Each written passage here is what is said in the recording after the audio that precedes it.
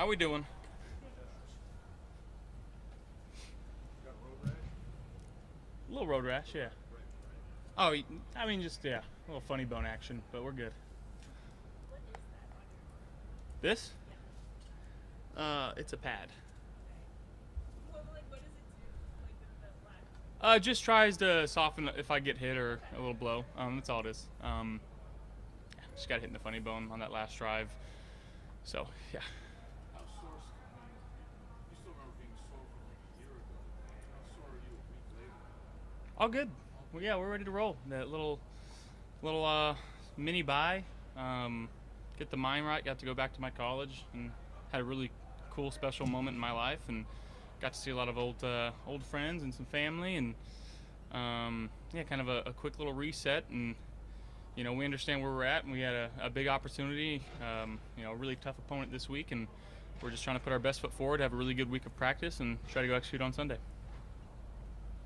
What's preparing like when you have two tackles who are unable at this stage to go and to get ready, knowing that because the consistency and the stability there has been pretty impressive over the last 3-4 years, but now to not have all of a sudden.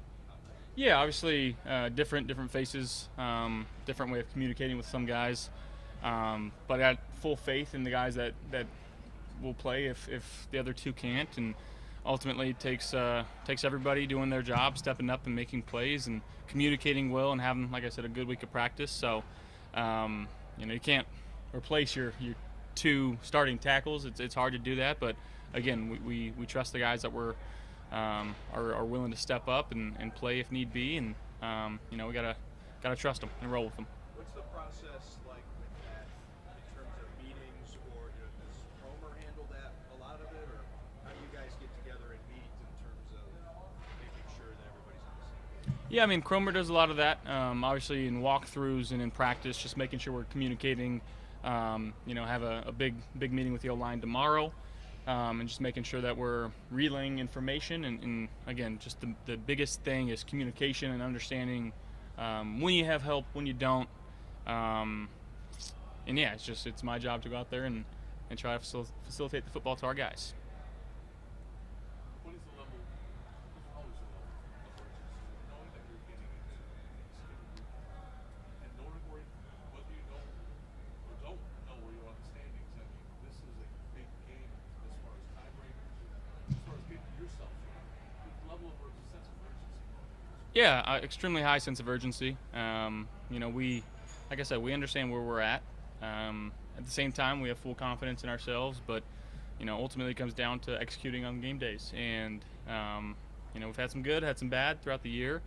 I think there'd be a lot of teams that are wishing that they were 7-4 in a spot that we are. So also understanding that opportunity in front of us of, hey, like, let's go out, let's play as hard as we can, let's put our best foot forward, and try to go get a victory on Sunday. That's ultimately what it comes down to, of whoever plays best on Sunday. We've heard a lot from, and it's not enough, but we've heard a lot from you and Joe saying, we have confidence in the offense, and yet we keep getting these hills and valleys. How do you smooth those things out? Yeah, stop turning the ball over, and that's on me. What did you make of the addition of Brandon Cooks? I know you've had one day to work with him, but what do you see from him, and do you think he can maybe help the offense in some way here? Yeah, I mean, I think bringing a guy like him in and being a veteran presence for our room. He's come in here. He's already basically learned our playbook. He's an extremely high football IQ guy. He's been around the league for a long time. The way that he carries himself, the way that is in meetings, already it's very apparent that he's a true professional. To come out here and practice the way that he did speaks a lot about who he is as a person, as a player. And we appreciate him coming here and hopefully helping us out. It's lost on us that you had an extra foreign time. Where are you two at? What do you think of the possibility of his return? Yeah, we got to take it one day at a time. He's got to take it one day at a time, and again, making sure we're doing everything possible to be ready for whenever that time is. I haven't lost any faith in him. I have a lot of work, a lot of comfortableness with him, and whenever that time is for him, he'll be ready. Josh, a couple years ago, you guys were in a similar situation, even worse actually, record-wise at 6-6.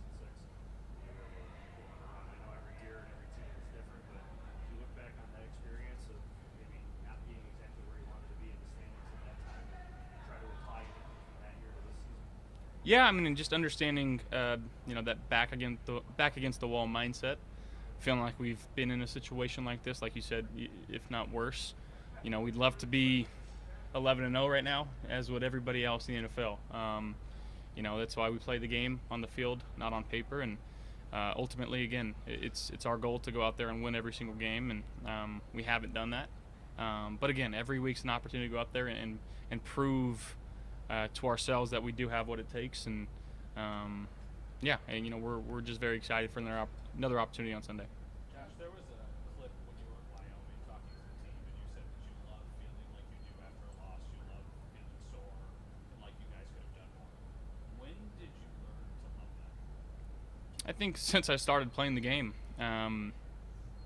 this game's not for everybody. To get hit and to keep getting back up, that's something that you kind of learn over time. But I knew very early on that this is what I wanted to do with my life, and this is who I wanted to be.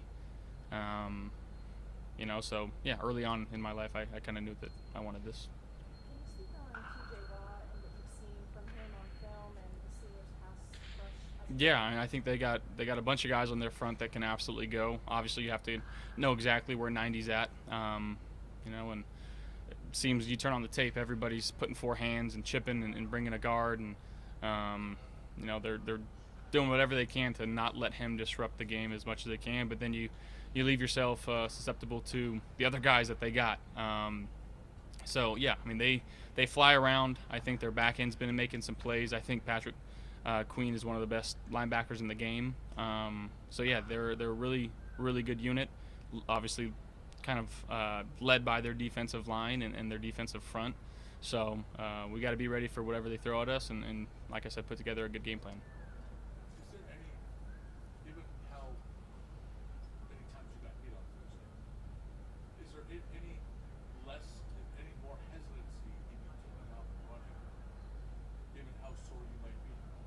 No, I don't think so. If I'm asked to run, whether it be quarterback run or if there's an opportunity in drop back, whatever the case may be, ultimately I'm trying to do whatever I can to help this team win football games. But understanding, again, trying not to take the hits is the utmost important thing, and just being smart in that aspect. Now, when you lost a game like last week, granted they don't happen very often, how do you go about processing and trying to learn from what happened? What's your process after a game? Yeah, I mean, I think you have to learn from what happened and try to correct some of those mistakes. But at the same time, I don't feel like you need to abandon everything that's gotten you to this point. Coach Bowl had a saying that you dance with who brung you. So again, just understanding who we are as an offense and the identity that we have. Relying on some of the stuff that maybe even in training camp that we were really good at, and getting back to some of those things, and just going out there and just trying to play as free as possible. Was there getting a chance to, after that loss, getting a chance to go back home and seeing a lot of people that you're familiar with, how refreshing was that, or maybe cleansing in some ways?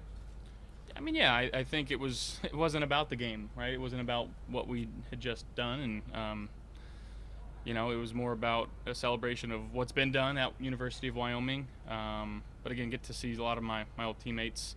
It was great to see them and catch up with them and hang out with them, and some relationships that I still cherish to this day at a very high regard. Josh, regarding Matt Bovey's question about maybe embracing the soreness and the loss and the learning aspect of it, not everybody's wired that way. Do you wonder why sometimes probably people in the world or even in the game where you're just like, why don't they think that way or embrace it as much? I mean, everybody's a little different. And I think, again, I wouldn't say I need to run, but there's certain things that I can push through and still do my job at a high level. Obviously, it's different for guys that need to run fast, that if they got a sprained ankle, they can't run fast and do what what's got them to this point. But again, it goes back to trusting the other 10 guys on the field with me.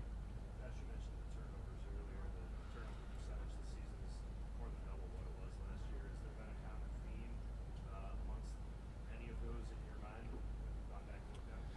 Yeah, I mean, I think if you chalk it down to a couple dumb decisions, a couple good plays on them, a couple bad plays on our part, you know, and I think most of them have been in a one-dimensional type situation where, you know, they know we're throwing and they're able to kind of pin their ears back, and obviously that starts early in the game where, you know, the goal is to get up early and being able to stay two-dimensional and keep them on their heels, but we got to be better in those situations, and again, that's directly pointing at myself. Hey guys. Why do they call